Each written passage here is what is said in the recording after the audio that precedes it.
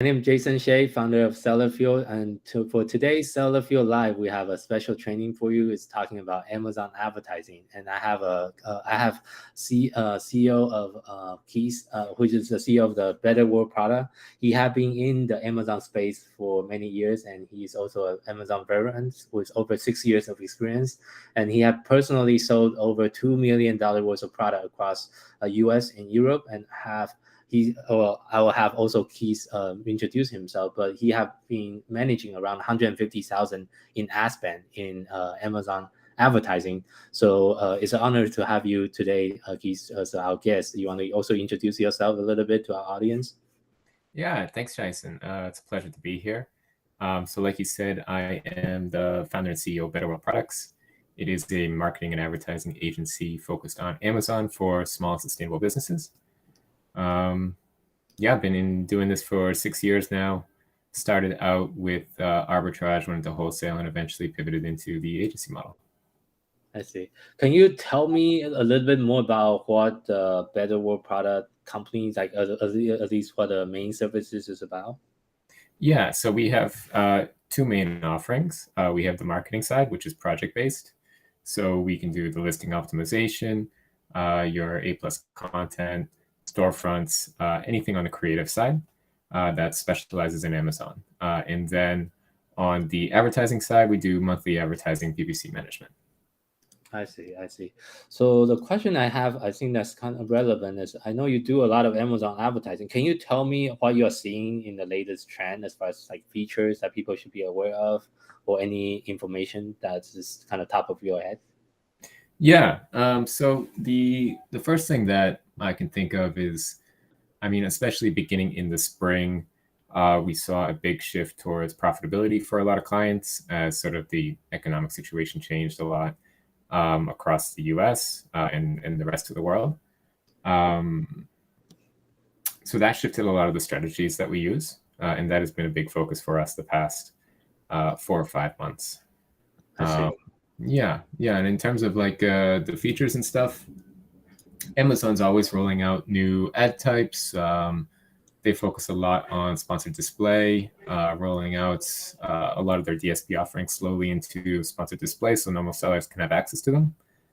And there's also some potentially exciting developments in video with some access to being able to drive video to the storefronts, which would be great for brand awareness. I see. So what do you think is I know there's 3 main placement in the Amazon advertising platform: that sponsored product, sponsored brand, and sponsored display. Which one out of the 3 do you find most effective so far in the current ecosystem? Yeah, that depends a lot on your strategy. So the bulk of your spend is always going to be on sponsored products because that's where most of the ad inventory is. So that's the longest standing one, that where all the ads you see in search or on the product pages, it looks like a normal Amazon listing, but it's actually an ad. And then sponsored brands was developed for brand awareness. This could be the video. It's driving traffic to your storefront. You'll see the big banner ads on the top of search. Those are also sponsored brands. If you are trying to generate awareness, or if you have a product that requires a bit more description or discovery before a person understands it, video can be a really great option there for you. And then sponsored display, that's probably usually the most costly. So if you have a larger budget and are looking to scale up, sponsored display is going to be an option you eventually have to grow into, as like you can only spend so much depending on your category in sponsored products or sponsored brands. I know sponsored display also have like a minimum for I think you need to spend a certain dollar amount. I forgot what it was, a threshold.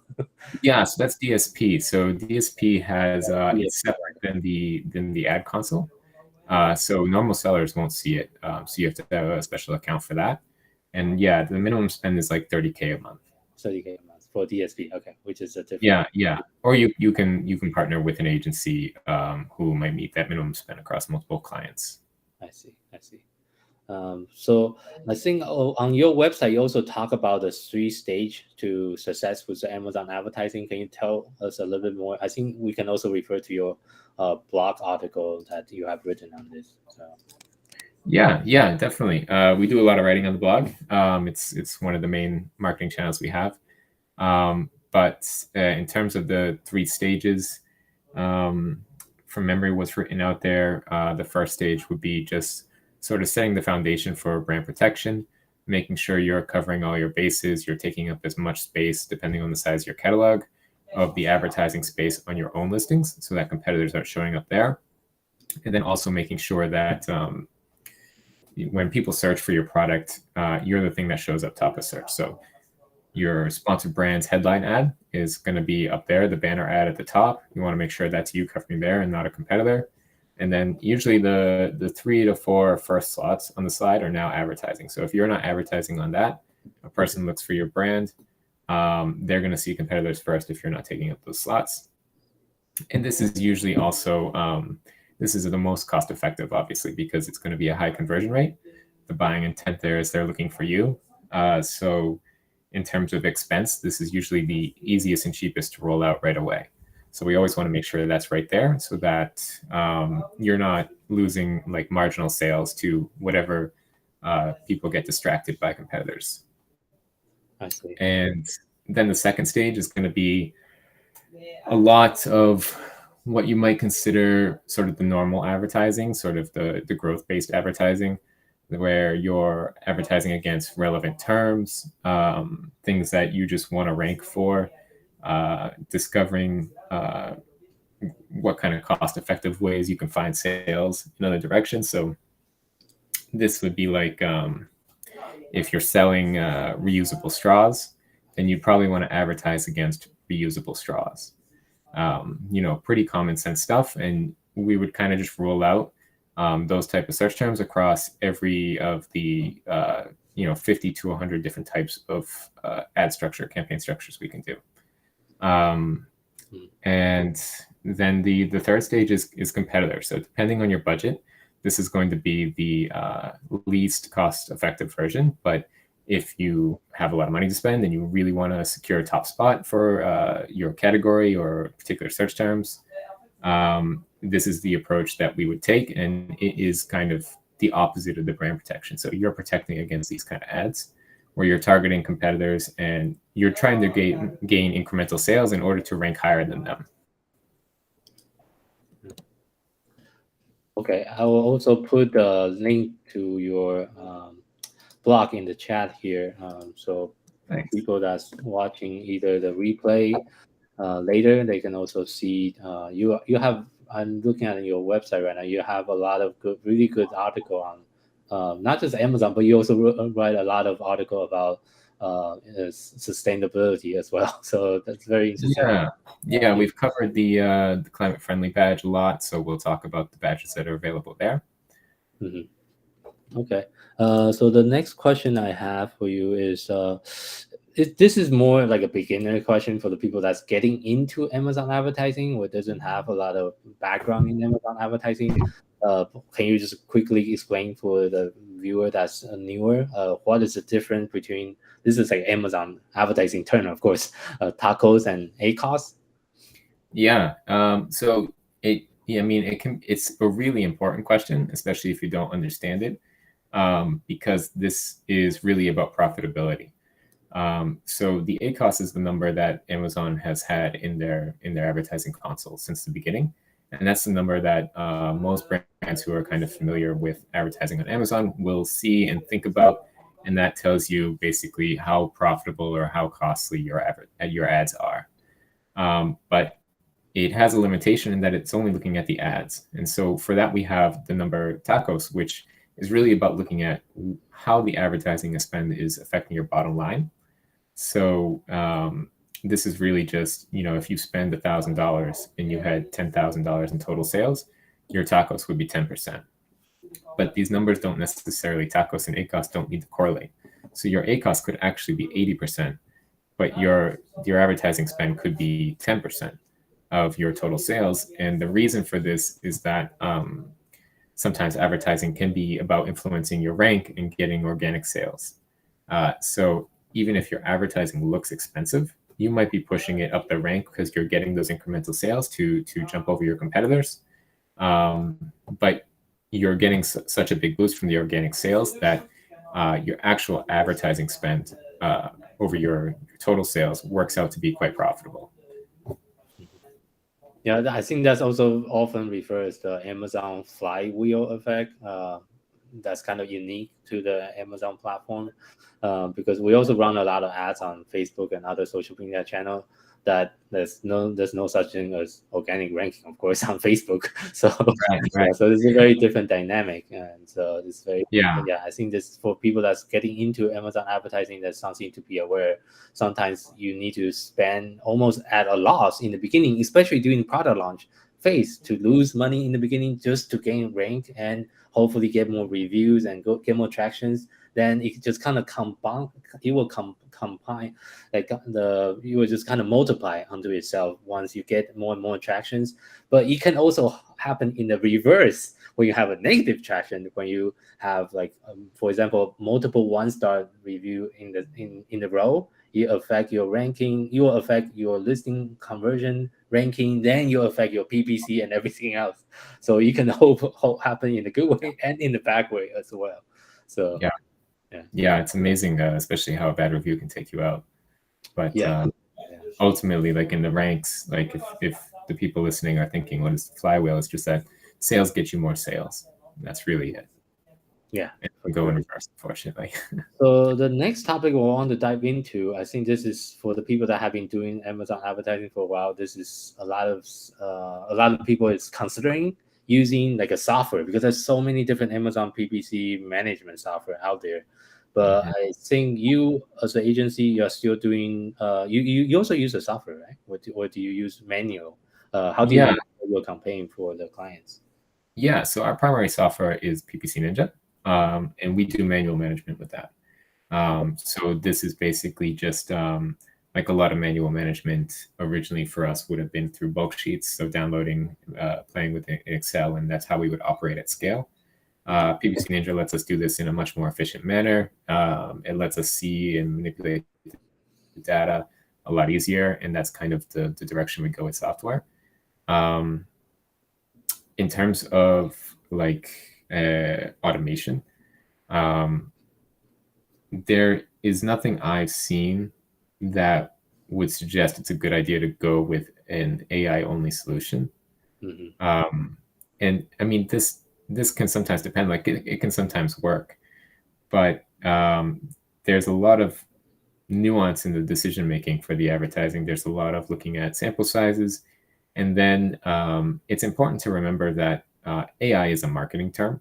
So it's not like it's actually just an algorithm. Someone wrote a math equation in the back end. Some software companies have more of these math equations in the back end to trigger rules to do things at certain times. Some of the software you can set those rules. Some of the software you can see but you can't set, and some of them it's just a black box where you have no idea what's going on. But ultimately, if you're really trying to like perform, this is not gonna like you need to do some sort of manual management, because you need to make strategic decisions that the equations might not be set to do. You need to make time-based decisions, like for a moment, based upon what you're seeing and also what you want to do and where you want to go, because the AI is not going to know that.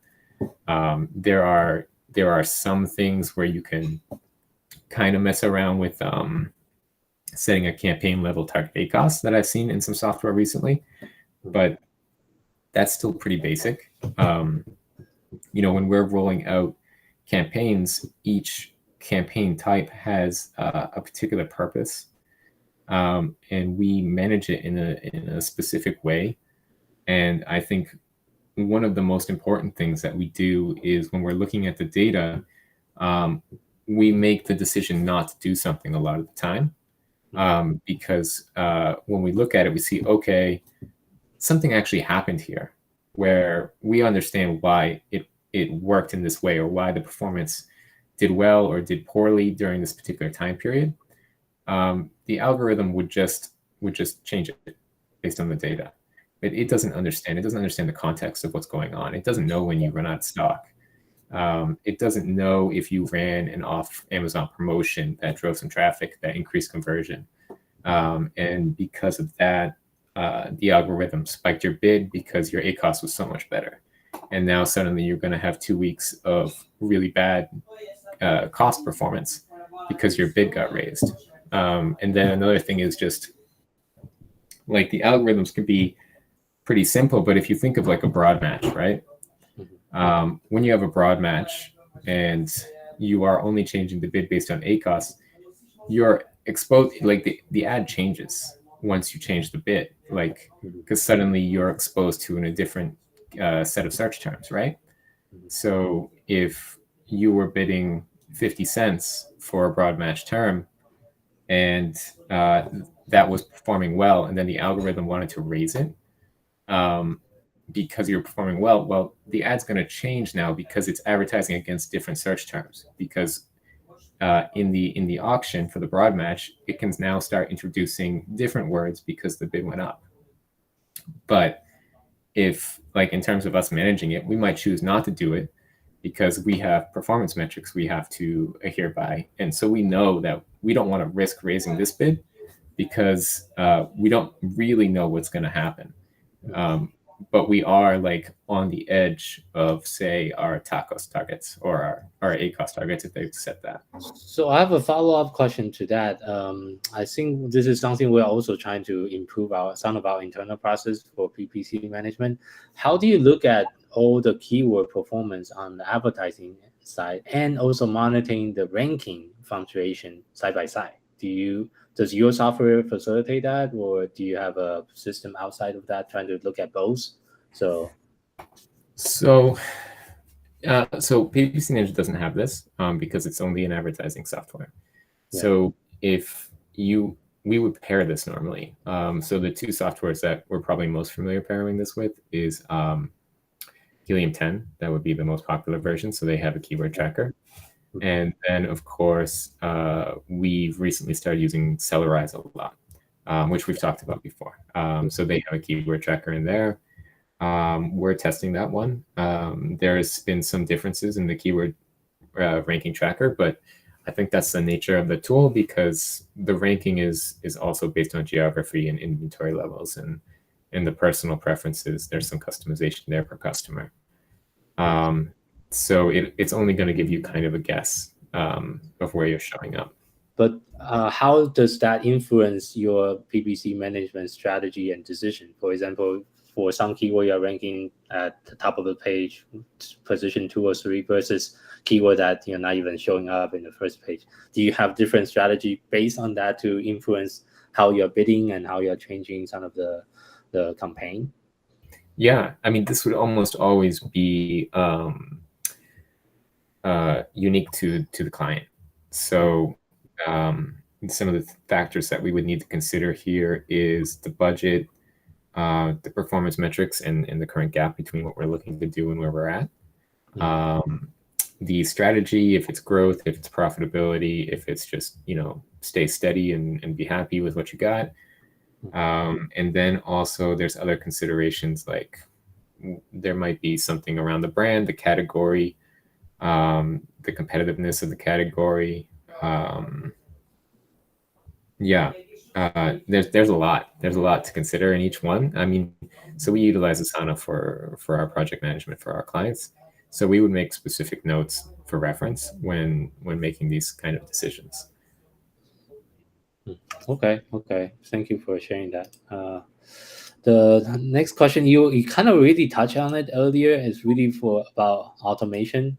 Right. But can we go in a little bit more in depth on the current automation you have set up usually for your clients, and maybe the reason behind the automation? And you also mentioned it depends on the context. Sometimes automation is not always a good thing also. So maybe we can do a little bit deeper conversation about that. Yeah. And just to revisit the last question, because maybe I misunderstood, I would recommend using software. Okay.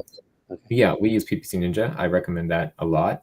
It's pretty cost effective and intuitive, especially if it's a small brand owner doing it themselves or they've got someone dedicated to it. a lot of the other ones might force you into their automation setup, which sometimes cannot be structurally ideal, which gets us kind of into the automation part where you really want to pair, like even if you want to do automation. So we have clients that we manage manually and have automation. So they have like Helium 10 set up. They've got bid automation set up there for a lot of their campaigns, and we let those roll, but we also do manual management. For example, I think Helium 10's automation, bid automation can't do auto campaigns. And that seems to be pretty consistent across a lot of software. So we have, this particular client has hundreds of SKUs. They're a distributor, so they have several, like they have 20 or 30 brands as well. And each brand might have something specific that we have to consider for it. So we do a lot of manual management. And then we'll roll out 5 auto campaigns per SKU. So there's a lot of campaigns that we have to manage manually there. Yeah. And actually, there was a question I forgot to ask in the previous one related to software.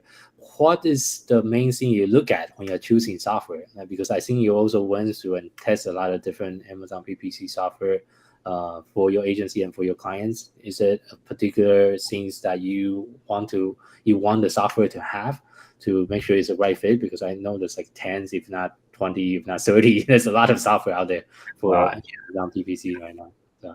Yeah. So what do we think about? I mean, in my experience, I have usually been more upset or frustrated with the software that I don't have as much control over.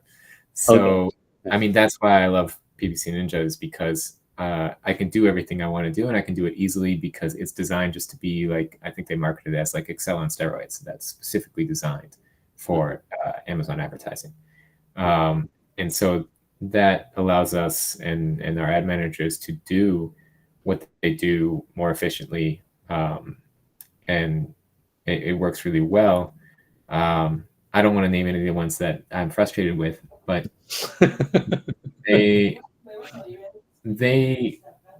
some of them might be older, so they might have structures that are designed for ways that used to work. And the reason that they used to work is mostly down to the fact that it used to be a lot less competitive. So now, especially, post-COVID, the CPCs, the cost per clicks, are a lot higher than they used to be.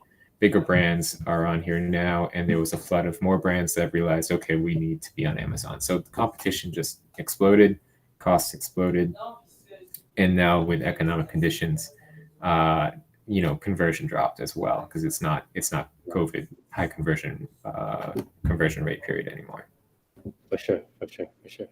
So, but for the people, actually, that is a good segue into the next question. For the people that's looking into like some kind of software solution right now, do you have a recommendation on when is the best time for Automate? Because for the people that's watching, we have like brand new people that have one product they're trying to launch, to maybe a small size seller to 7-figure, to much people with much bigger ASINs and much bigger catalog. So do you have a suggestion on when is the best time to start thinking about looking into a software solution versus like just managing everything with a spreadsheet or just using the Amazon native platform? Yeah. So this will be dependent on the person, but I think the main thing that comes down with anything with automation is going to be time. So for example, for the client I was mentioning before, it's a distributor. So even with the auto campaigns, it turns into thousands of separate campaigns that we have to manage. So we do those ones manually, but then we have thousands of other campaigns. So, for that, we use the automation as a hedge, that we don't miss something or something doesn't get out of control too quickly. Because we only have so much time to manage all of those campaigns. So this is kind of like a built-in safety net. And for that works well because, that client in particular is focused on profitability because they're a distributor. So they're not trying to grow a brand. They are trying to maintain healthy margins. For a small brand,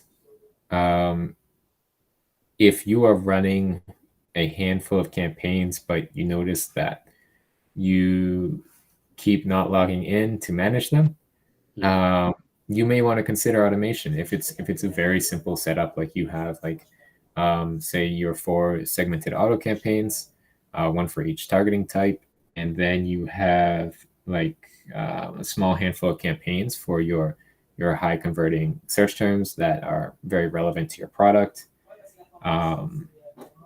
And that's probably it. Maybe you have a video campaign running too. Like we'll see these kinds of setups a lot for small self-managed brands right before they're thinking about working with us. And in this case, automation will also serve as a safety net for them, because small business owners have to juggle too many things, and always it's like, I haven't looked at this in 3 months. Why am I not profitable? It's like, okay, well, yeah. All of these things need to be actively managed because it's an active marketplace. It's an auction-based advertising, so everything changes all the time.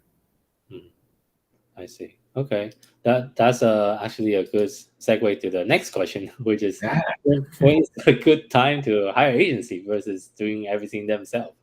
So there's 2 things that you can do here. So we will do listing audits for small brands that just want to say, what am I doing wrong? Can you fix some problems real quick? Because they don't have a monthly budget for advertising management. They're just still really small and they just want some help. And so we'll do that. And so that's a fine time to approach an agency. It's also a really good time to try out an agency. Like I would always recommend doing that and seeing what it's like to interact with them on this case. Because, agencies, there's lots of agencies and it could be hit or miss, who knows? You might not even like working with them. So I would try a few and see how it goes with that. Pretty much any agency offering Amazon advertising will do listing audits. So it's pretty easy to just queue up some and see how it goes. In terms of full management, so we would have a very difficult time working with someone that's spending less than $2,000 a month. Like we have clients that spend less than $1,000 a month, and it's like there's very limited options that we have because of the way we work. We, especially now with the increased cost, it's very easy to spend that much in like the first week, and then you have nothing we can do for the rest of the month, and it doesn't work. Like because we need sample sizes of data, which means we have to spend money.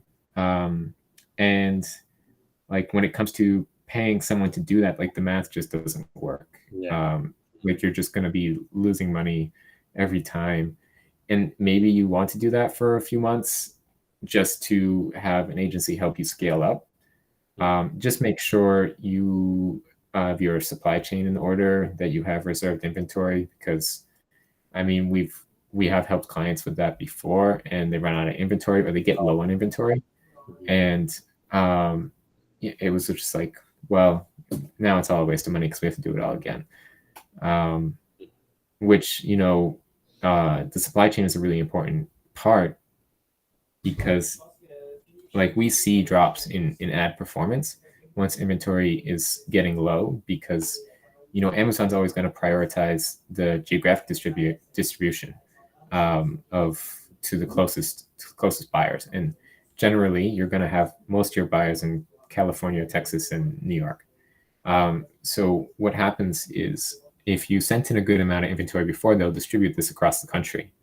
But most of your sales will go from the good warehouses, and then suddenly your rank will drop, or maybe the majority of buyers will see a shipping time that is not as nice. Maybe they're used to 1 hour shipping now, and it's like 2 to 5 days. And so your conversion is going to drop, your ad performance is going to drop. So you want those healthy inventory levels of at least like 100 or 200 units in order to not have that be. Usually the recommendation is keep it within 30 to 60 days. Our inventory usually we keep it at 45 days currently for our own brand. So yeah, and that makes sense. Smaller brands I've seen try to get away with sending in 30 because they're just trying it out, which is totally fine. And we're just not going to be able to do much with that. We can't, like, I can't run ads really, because if we spike sales, you're going to be out of inventory in a couple of days. And what will happen is there will be this lag period between when you ran out of stock and when the ad stopped running, because a person may click and not buy right away. So there will be lots of clicks that suddenly don't have the option for attribution for conversion. So your cost is going to go up in that case too. Yeah. Okay. Yeah, that's all the question I have for the audience. I don't. I see one live viewer right now, but of course we'll send it out for the replay. So for those of you that also have questions, feel free to comment on the live stream today, and we'll try to get to them after the fact. Is there any other thing that you want to share to the viewers? No, it was great talking to you today. I'll keep an eye on any comments and try to answer them as I see them. Yeah, and again, Amazon PPC is such a broad topic, and there's a lot to talk about, and there's also a lot of different YouTube video you can try to watch, of course, on the topic. But some of the it's hard to keep up with the changes, to be honest, with all the different Amazon changes. So yeah, I mean, back 5-6 years ago, there was like one auto campaign that you could run. Now it's like 4 types of auto campaign. Yeah. So, yeah, for sure. Very different world now. Yeah, but it was an honor to have you on the show, and thank you for sharing your knowledge and your experience and your expertise with the viewers. And hopefully we can have you on again in the future. Can you tell the viewer on what's the best way to contact you? Yeah, so website is Better World Products. That is in the chat. But also I'm always on LinkedIn, so you can find me there, Keith Hartnett. Yeah, and those are the 2 main spots. Okay, sounds good. Thank you so much. Yeah, no problem. Thank you. Ciao.